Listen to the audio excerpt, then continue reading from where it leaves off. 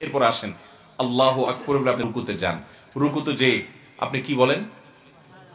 সুবহানা রাব্বিয়াল আযীম, আমার মহান রবের পবিত্রতা বর্ণনা করছি। সুবহানা রব্বি মানে আমার রব, হে আমার রব, আমার রবের মহান রবের পবিত্রতা আমি বর্ণনা করছি।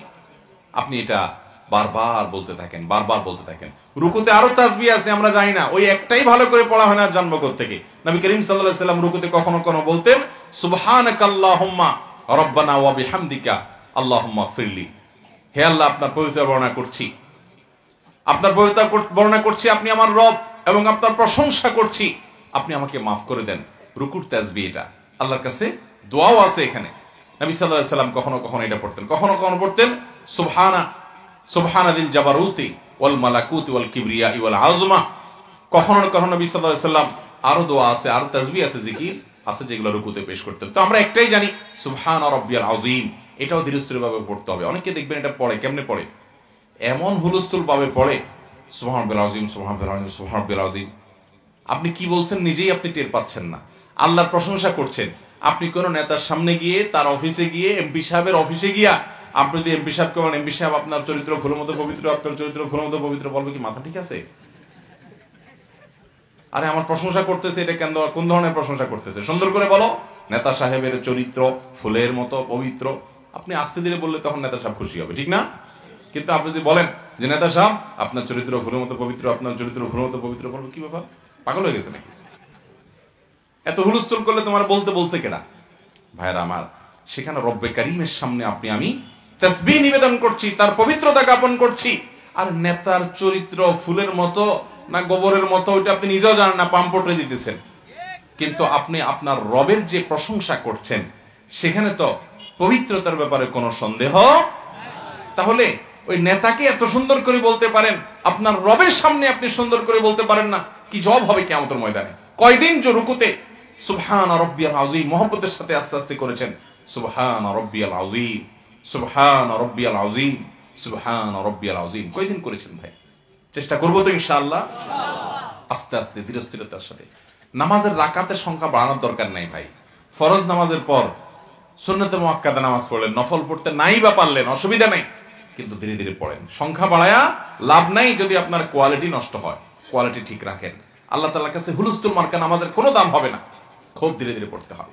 এরপরে রুকু থেকে তাসবিহ শেষ করার পর আপনি দাঁড়াবেন, কি বলে উঠবেন?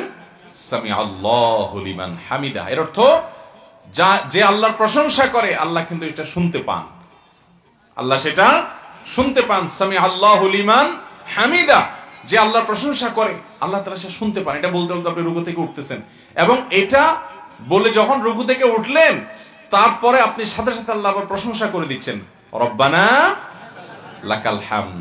অনেক হাদিসে আসছে রব্বানা ওয়া লাকাল হামদ, দুইটা বিশুদ্ধ হাদিসে আসছে রব্বানা ওয়া লাকাল হামদ বা রব্বানা লাকাল হামদ। আমি উঠার সময় বলছি যে আল্লাহর প্রশংসা কেউ করলে আল্লাহ কিন্তু শুনতে পান। সাথে সাথে আমি আবার বলে দিলাম, হে আমার রব আপনার প্রশংসা আমি জ্ঞাপন করছি। ওই যে আল্লাহ প্রশংসা শুনতে পান, এই জন্য আমি সাথে সাথে নিজে প্রশংসা করে দিলাম, আল্লাহ শুনলেন। এরপরে আরেকটা বাক্য আছে, আমরা বেশিরভাগ লোক জানি না। রব্বানা লাকাল হামদের পরে কি আছে বলেন তো? মাশাআল্লাহ মাশাআল্লাহ। কক্সবাজারের মানুষ তো অনেক জানেন মাশাআল্লাহ, দেখা যাচ্ছে বেশিরভাগ মানুষ আমাদের দেশে জানেন না। রব্বানা লাকাল হামদ হামদান কাসীরান তাইয়িবান মুবারাকান ফীহ। এক সাহাবী নামাজের পেছনে, নবী করিম সাল্লাল্লাহু আলাইহি ওয়াসাল্লাম পিছনে, উনি যখন সামি আল্লাহু লিমান হামিদা বলছেন, সবাই রব্বানা লাকাল হামদ বললেন, এক সাহাবী এটা বলে উঠছে, হামদান কাসীরান তাইয়িবান মুবারাকান ফীহ।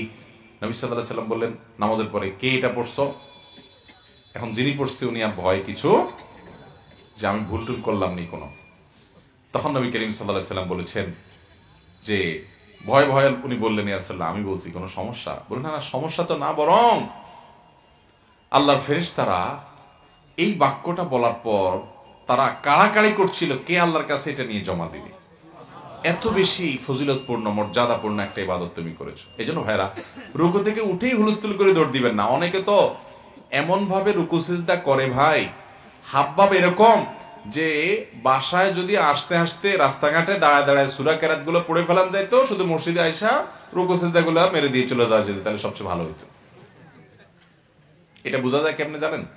মনে করেন আল্লাহু আকবার বলে হাত বাঁধলো, তুফান মেল সূরা ফাতিহা পড়ে ফেললো, কি পড়লো নিজেও টের পাইলো না, আরেকটা সূরা মেরে ফেললো তাও টের পাইলো না। অনেক সময় যদি নামাজের পর জিজ্ঞাসা করেন, আপনি নিজেকে জিজ্ঞাসা করেন, মনে করার চেষ্টা করেন কোন সূরা পড়ছি আজকে, বলতে পারবেন না, খবর নেই। চিন্তা করেন। এরপরে আপনি রুকুতে যাচ্ছেন, অনেকে দেখবেন সূরা এখনো শেষ হয় নাই, পড়তেছে ছোট একটা সূরা, তাও এখনো শেষ হয় নাই, ওই শেষের দিকে এক আয়াত পড়ে পড়তে পড়তে রুকুতে চলে যাচ্ছে, মানে বাকিটা পথে পথে পড়তেছে, আছে না নাই? রুকুতে গিয়া সুবহান রাব্বিল আযীম সুবহান রাব্বিল আযীম দুইবার বলছে, তৃতীয়বার সে উঠতে উঠতে পথে পথে পড়তেছে। এই নামাজ নিয়ে আল্লাহর সামনে কিভাবে যাবেন ভাই? কি কাজে আসবে সালাত? এক ব্যক্তি এরকম নামাজ পড়ছে, নবী সাল্লাল্লাহু আলাইহি সাল্লাম ডেকে বলছেন, এদিকে আসো। এরকম তাড়াহুড়া করে নামাজ পড়ার পরে বলছেন, কুম ফাসাল্লি ফা ইন্নাকা লাম তুসাল্লি, যাও আবার নামাজ পড়ো, কারণ তোমার নামাজ হয় নাই। নামাজই হয় নাই, উনি যে আবার পড়লেন। একই অবস্থা, তুফান মিল নামাজ। নবী সাল্লাল্লাহু আলাইহি সাল্লাম এবারও ডাক দিলেন, উনি আসলেন, নামাজ শেষ করে এসে সালাম দিলেন নবী সাল্লাল্লাহু আলাইহি সাল্লামকে। তখন তিনি বললেন, কুম ফাসাল্লি ফা ইন্নাকা লাম তুসাল্লি, আবার পড়ো, তোমার নামাজ হয় নাই। তিনবার পড়ার পর লোকটা এবার এসে বলছে, ইয়া রাসূলুল্লাহ, বিনয়ের সাথে বলছেন, আমি এর চাইতে ভালো নামাজ তো আর জানি না, আপনি আমাকে তাহলে শিখাই দেন। তখন নবী করিম সাল্লাল্লাহু আলাইহি সাল্লাম বলেছেন, তুমি যখন দাঁড়াবে ধীরস্থিরতার সাথে, আপনি আল্লাহু আকবার বলে হাত বাঁধছেন, একটু নিঃশ্বাস ফেলেন, দম নেন, এরপরে সানা সুবহানাকাল্লাহ শুরু করেন, এরপরে দম নেন, সূরা ফাতিহা শুরু করেন, এরপরে দম নেন, অন্য সূরা মিলানো শুরু করেন, তারপর আপনি একটু দম নেন, স্থির হন, একদম স্থির হয়ে রুকুর জন্য প্রিপারেশন নেন মেন্টাল, তারপরে এবার আল্লাহু আকবার, খুব ভক্তি সহকারে, গাম্ভীর্যতা সহকারে, যে এখন দাঁড়ানোর মধ্যে আবার আমার অন্যদিকে মনোযোগ আসছে কিনা, এই জন্য আমি আল্লাহু আকবার বলছি রুকুতে যাওয়ার সময়, আল্লাহ সবচেয়ে বড়, আমার এই মনোযোগ রাখা যাবে না, আল্লাহ সবচেয়ে বড় বলে আল্লাহর কথা স্মরণ হয়ে রুকুতে আমি ঝুঁকে পড়ছি, আমি দাঁড়িয়ে প্রশংসা করছি, রুকুতে গিয়ে আমি ঝুঁকে পড়ে অবনত হয়ে আল্লাহর সামনে নিজের অস্তিত্বকে ভেঙে দিয়ে, ছোট করে, তুচ্ছ করে আমি আল্লাহর সামনে শ্রদ্ধা নিবেদন করছি। আমি কি করে নিজেও জানি না। এরপরে রুকুতে গিয়ে আপনি স্থির হয়ে সোজা হবেন, নবী সাল্লাল্লাহু আলাইহি ওয়াসাল্লাম ওই সাহাবীকে শিখাচ্ছেন। এরপরে তুমি রুকু করার পর হাত্তা তাতমাইন্না রাকিআন, রুকু করার পর পরিপূর্ণভাবে তুমি স্থির হবে, একদম সেট হবে রুকুতে গিয়ে, এরপর শুরু করবে রুকুর তাসবিহ সুবহান রাব্বিল আযীম ইত্যাদি। তারপরে এটা শেষ করার পর তুমি রুকু থেকে দাঁড়াবে, দাঁড়ানোর পর দাঁড়াইয়াই আবার দৌড় দিবে, এটা হবে না। এটাকে নবী করিম সাল্লাল্লাহু আলাইহি ওয়াসাল্লাম বলেছেন কানাকরিদ দিক, মুরগে ঠোকর দেয় দেখছেন, খায় কেমনে, ঠক ঠক ঠক ঠক করে খায় না? তো আপনার রুকু থেকে উঠতেছেন নামতেছেন, উঠতেছেন নামতেছেন, তাড়াহুড়া করতেছেন না, মুরগির ঠোকর দেওয়ার মতো। নবী করিম সাল্লাল্লাহু আলাইহি ওয়াসাল্লাম বলেছেন, তোমাদেরকে বলবো, তোমরা তো তোমাদের সবচেয়ে খারাপ চোরকে, আমাদের সমাজে বহু চোরের কথা আপনারা শুনছেন, গরু চোর আছে, টিন চোর আছে, গম চোর আছে, সরকারি টাকার চোর আছে, মুরগি চোর আছে, ডিম চোর আছে, দোকান চোর আছে, বিভিন্ন চোর আছে না? এর ভিতরে সবচেয়ে নিকৃষ্ট চোরকে? নবী করিম সাল্লাল্লাহু আলাইহি ওয়াসাল্লাম বলেছেন যে নামাজ চুরি করে। আরে নামাজ আবার কিভাবে চুরি করে? বলে নামাজ চুরি মানে হলো ওই যে রুকুতে ফাঁকি দেয়, সুবহানাল্লাহ উঠতে উঠতে পড়ে, স্থির হয়ে পড়ে না, সময় দিতে রাজি না, উঠে সোজা হয়ে পুরো টান টান হয়ে না দাঁড়ায় আবার দৌড় দেয়, এই যে ফাঁকি দেয়, এটা হলো নামাজ চুরি করা, সবচেয়ে নিকৃষ্ট চোর। সম্ভবত হুযায়ফা ইবনে ইয়ামান রাদিয়াল্লাহু তাআলা আনহু, উনি একজন ব্যক্তিকে দেখলেন খুব হুলস্থুল করে নামাজ পড়ছে, তাকে ডাক দিলেন, ডাক দিয়ে বললেন, তুমি এই টাইপের নামাজ কতদিন পড়তেছো? উনি অনেক বছরের কথা বললেন, এত বছর ধরে আমি নামাজ পড়ছি। তখন উনি বললেন, আল্লাহর শপথ করে বলছি, এই নামাজ তুমি এত বছর ধরে একই সিস্টেমে নামাজ পড়ছো, এই নামাজ নিয়ে যদি কবরে যাও তো মুহাম্মদ সাল্লাল্লাহু আলাইহি সাল্লামকে আল্লাহ যেই নামাজের নির্দেশ দিয়েছেন ওই নামাজ নিয়ে তুমি এক ওয়াক্ত নিয়ে কবরে যেতে পারবা না। কি নামাজ পড়ছি আমরা, কি পেশ করবো আল্লাহর কাছে?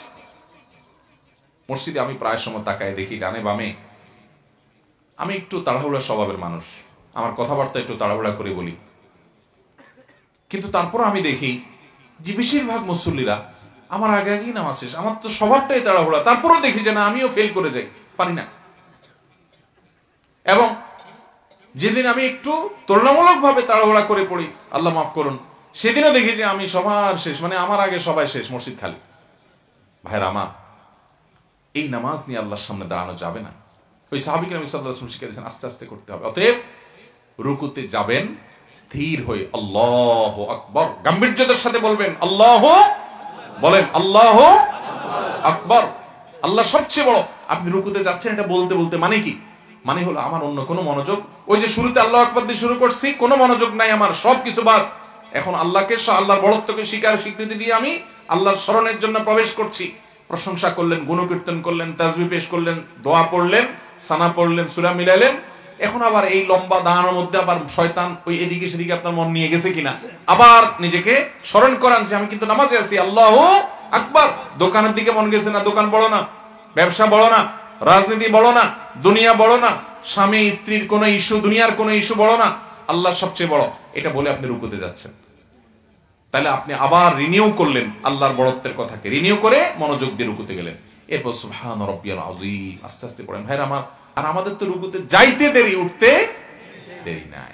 ওই যে পথে পথে পড়ে ফেলে, বাপকানা এমন যে দোয়া দূরত রাস্তাঘাটে পড়ে আসতে পারলে আরো ভালো হইত। আহা, আচ্ছা ভাই, রুকু থেকে আমরা উঠলাম, সামি আল্লাহু লিমান হামিদা, আল্লাহ শুনেন যে তার প্রশংসা করে, রব্বানা ওয়ালাকাল হামদ, হে আমাদের রব আপনার জন্য প্রশংসা জ্ঞাপন করছি, হামদান কাসীরান তাইয়িবান মুবারাকান ফি, এমন প্রশংসা যেটা অনেক প্রশংসা এবং যেটা পবিত্র এবং বরকতময়, সেই প্রশংসা আপনার জ্ঞাপন করছি আল্লাহ। এটা আমরা রুকু থেকে উঠে নিবেদন করলাম। কতক্ষণ লাগবে এতগুলো কথা বলতে? আস্তে আস্তে যদি বলেন। নবী করিম সাল্লাল্লাহু আলাইহি ওয়াসাল্লাম রুকুতে যে পরিমাণ সময় দিতেন, রুকু থেকে উঠার পর কারিবাম মিনার রুকু, রুকুতে যত সময় থাকতেন প্রায় তার কাছাকাছি সময় দাঁড়া অপেক্ষা করতেন। আমাদের বেশিরভাগ মুসল্লি অবস্থা হলো রুকু থেকে উঠেই আবার দৌড় দেই। ভালো করে মাসআলা শুনে রাখেন, রুকু থেকে উঠে সোজা হয়ে টান হয়ে যদি অপেক্ষা না করেন এক তাসবিহ পরিমাণ, বা সোজা হয়ে যদি আপনি না দাঁড়ান, তাহলে সেক্ষেত্রে আপনার নামাজই হবে না। এরকম জটিল একটা ব্যাপার।